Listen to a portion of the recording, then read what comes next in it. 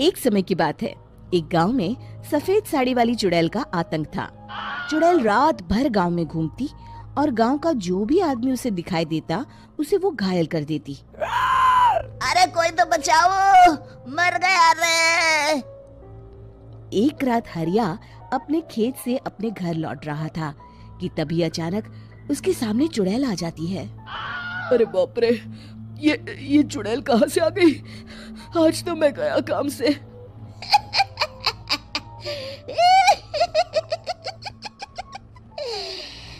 आज मुझे मेरा शिकार मिल गया। अरे चुड़ैल दीदी, मुझे छोड़ दो। जैसे ही चुड़ैल हरिया की तरफ बढ़ती है, हरिया वहाँ से भाग जाता है और अपने घर के दरवाजे पे पहुँचता है। अरे भगवान, जल्दी से दरवाजा खोलो, मेरे पीछे चुड़ैल पड़ी है। हरिया की पत्नी जल्दी से दरवाजा खोल देती है। अरे आप इतना हाफ क्यों रहे हैं?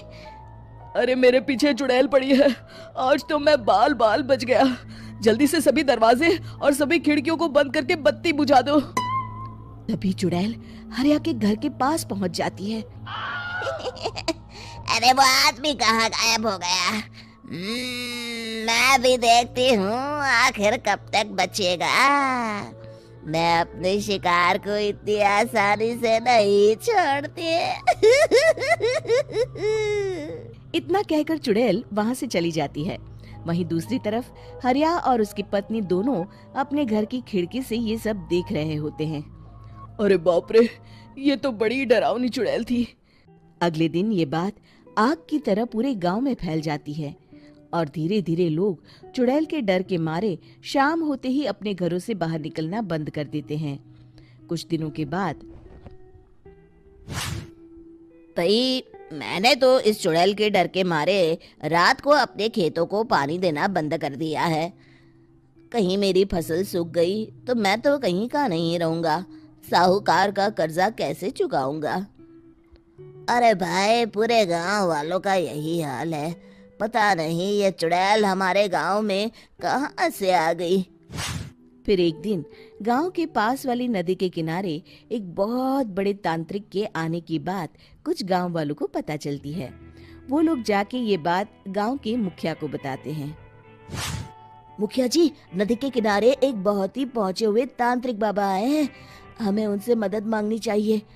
मैंने सुना है वो बड़े बड़े भूतों और चुड़ैलों को अपने वश में कर लेते हैं। मुखिया जी सभी गांव वालों को लेकर उस तांत्रिक के पास पहुंच जाते हैं। ओम फट स्वाहा, ओम फट स्वाहा। तभी तांत्रिक अपनी बंद आंखों को खोलकर कहता है, क्या बात है? तुम सब लोग यहाँ क्यों आए हो? मुखिया जी उस तांत्रिक को सारी बात बता देते हैं। अच्छा, तो ये बात है। और तांत्रिक अपनी आंखों को बंद कर लेता है। मैं देख रहा हूँ तुम्हारे पूर्वजों ने बहुत पाप किए थे, जिससे ये गांव अब श्रापित हो चुका है। उसी के फल स्वरूप तुम्हारे गांव में चुड़ैल आई है। ये चुड़ैल बहुत खतरनाक है, ये किसी को नहीं छोड़ेगी। हे भगवान, मर गए रे, अब क्या होगा? तभी गांव के मुखिया जी कहते हैं, बाबा, इस चुड़ैल से हम सबको बचा लीजिए। कोई तो उपाय होगा। इसका सिर्फ एक ही उपाय है। सभी गांव वालों को बारी बारी हर दिन अपनी आधी फसल उस पहाड़ी के ऊपर बनी काली गुफा में छोड़ के आनी होगी। तभी उस चुड़ैल की भूख मिटेगी और श्राप का प्रभाव खत्म हो जाएगा और तुम सब जिंदा बच जाओगे। सभी गांव वाले उस तांत्रिक की बात को मान लेते हैं और वहां से चले जाते हैं। फिर अगले दिन से रोज उस गांव के लोग बारी बारी से अपनी आधी फसल उस काली गुफा के पास जाकर रखाते। कुछ दिनों बाद हरिया की बारी आती है। बाप रे, आज तो मेरी बारी है उस काली गुफा में जाने की। क्या करूं? वो तो बड़ी खतरनाक चुड़ैल है। मेरे तो हाथ पैर कांप रहे हैं। फिर हरिया डरते डरते अनाज की बोरियां अपनी बैलगाड़ी में लाद देता है।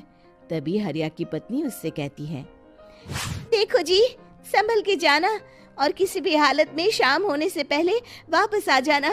उस चुड़ैल का कोई भरोसा नहीं है जी। हरिया बैलगाड़ी में बैठते हुए कहता है, भगवान, मैं क्या वापस आऊंगा? लगता है अब तो मेरी खबर ही आएगी। इतना कहकर हरिया वहां से चला जाता है। रास्ते में जंगल से गुजरते हुए हरिया की बैलगाड़ी का एक चक्का बड़े गड्ढे में फंस जाता है। हे भगवान, अब ये क्या मुसीबत है? हरिया नीचे उतर के पूरी ताकत से अपनी बैलगाड़ी को गड्ढे से निकालने की कोशिश करता है। बहुत देर मेहनत करने के बाद हरिया की बैलगाड़ी उस गड्ढे से बाहर निकल जाती है। हे भगवान, अब तो शाम होने वाली है। आज तो मैं गया काम से। जैसे तैसे हरिया काली गुफा में पहुंच जाता है। अरे मर गया रे, यहाँ तो चारों तरफ डरावना माहौल है। मैंने यहाँ आने में बहुत देर कर दी, कहीं चुड़ैल नाराज ना हो जाए। हरिया अनाज की बोरियां वहां रख के जैसे ही जाने लगता है, तभी उसे किसी के आने की आवाज सुनाई देती है। हरिया एक कोने में छुपकर अंदर देखने लगता है। चुड़ैल वहां आती है और फिर अपने चेहरे से नकली चुड़ैल का मुखौटा निकाल देती है। हरिया ये देख के हक्का बक्का रह जाता है। तभी चुड़ैल कहती है, भैया यहाँ आना। आज तो बहुत अनाज आया है, इसे मिलाकर अब हमारे पास ढेर सारा अनाज जमा हो गया है।